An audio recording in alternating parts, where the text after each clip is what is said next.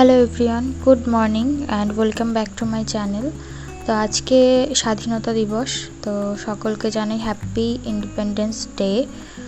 তো আমার আজকে সকাল সকালই উঠে পড়েছি। মিঠি আজকে দেখলাম একটু লেট করে উঠছে, তো আমি ভাবলাম আমি চটপট উঠে এই বাড়ির কাজকর্মগুলো করে, আজকে যেহেতু বৃহস্পতিবারও, তো ঠাকুরকে একটু ফল কেটে পুজো দিতে হবে, তো একটু লেট হয়ে যাবে, যেহেতু আবার ওই বাড়িতেও যেতে হবে, রান্নাবান্নাও আছে।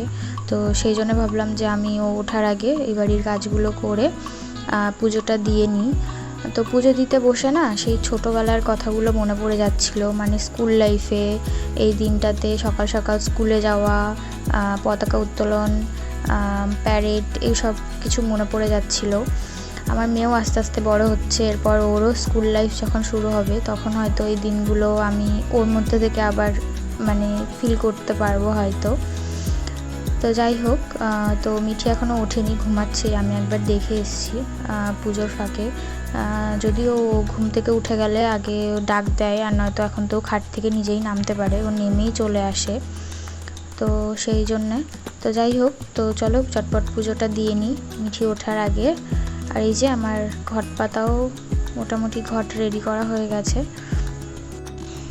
তো আমি বেশ কিছুদিন পর, অনেক দিন পর আমি ব্লগ আপলোড করছি। আমি এই চ্যানেলটা খোলার পর থেকে এতটা গ্যাপ কোনো দিনই দিইনি ভিডিও দেওয়াতে।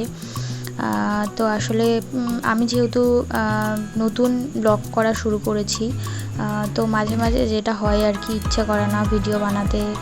তো সেরকমই আমারও কয়েকদিন হয়েছে আর কি, ভিডিও বানাতে ইচ্ছে করছিল না। তারপর আমার বাড়ির সামনে যে মন্দিরটা আছে ওখানে কীর্তনও হচ্ছিল 3-4 দিন, তো সেই জন্য আমি আর ব্লগ করতে পারিনি, কারণ আমি ভিডিও এডিট করতে পারবো না, এত আওয়াজ হচ্ছিলো যেহেতু বাড়ির সামনেই। তো আমার পুজো দেওয়া হয়ে গেছে, তো এসে এই ঘরে দেখি মিঠিও উঠে পড়েছে, উঠে আমাকে ডাকছিল। তো তো এসে ওকে আগে কোলে নিয়ে একটু আদর করে নিলাম, তারপর এখন ওকে ব্রেকফাস্ট করিয়ে যাব ওই বাড়িতে, বেশ বেলা হয়ে যাচ্ছে। তো ওই বাড়িতে এসে দেখি ওর পাপা ওর জন্যে 2টো ফ্ল্যাগ এনেছে, তো ভাবলাম যে ওর কয়েকটা ফটো তুলি, বেশ ভালো লাগছিল, যেহেতু আজকে ওকে সাদা জামাও পরিয়েছিলাম। তো ওর কটা ফটোও তুললাম ওর ফেসবুকে ছাড়ার জন্য আর কি। তো আমি ফেসবুকে ওর নামেও একটা অ্যাকাউন্ট খুলেছি, ওর কিছু কিছু ভিডিও যেগুলো আমার স্মৃতি করে রাখার ইচ্ছে হয় আর কি, সেগুলোই আপলোড করি, ভালো লাগে আমার। তো আজকের মেনুতে ছিল চিকেন আর চাটনি, প্লেন, যেহেতু আমার হাজব্যান্ডের আজকে বা ক্লাবে পিকনিক আছে, তো ও বাড়িতে রাতে তো খাবে না, দুপুরেই খাবে। আর তো আমার রান্নাবান্না হয়ে গেছে, প্রায় কমপ্লিট। তো এরপর আমি মিঠির খাবারটা করে ওই বাড়িতে চলে যাব, কারণ মিঠির চান করানোর টাইমটাও হয়ে যাচ্ছে।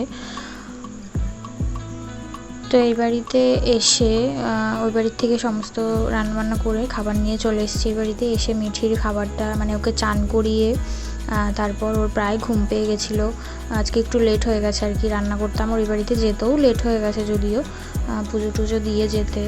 ও আজকে একটু লেট করেও উঠেছিল, তাই আমি ভাবলাম যে একটু লেট হলে হয়তো প্রবলেম হবে না, কিন্তু দেখছি ও একটু খ্যান করছে। তো চটপট করে এই যে টিভি দেখিয়ে তাড়াতাড়ি করে চাইছি আগে খাইয়ে নিতে, নইলে না কান্নাকাটি শুরু করে দেবে আর খেতেই চাইবে না। তো ওর ঘুম পেয়ে গেলে ও একদমই খেতে চায় না আর কি। তো ওই বাড়ি থেকে রান্নাবান্না করে এসে এই বাড়িতে মিঠিকে চান করিয়ে খাইয়ে ঘুম পাড়িয়ে নিয়েছি। আর এসে আমি একটু চেঞ্জও করে নিয়েছি, জামাটা একটু গা ধুয়ে নিয়েছি। রান্না করে এসে না ভীষণ গরম লাগছিল, আর মিঠিকে চান করাতে গেলে তো মিঠি আমাকেও মানে চান করিয়ে দেয় আর কি, গায়ে জল টল দিয়ে। যাই হোক, তো ওকে ঘুম পাড়িয়ে নিয়ে এখন আমি লাঞ্চটা করে নিচ্ছি। তো এই বাড়ির যেহেতু সমস্ত কাজ সকালেই আমি করে নিয়েছি, তো ভাবছি মিঠির সাথে আমি একটু শুয়েই নেই।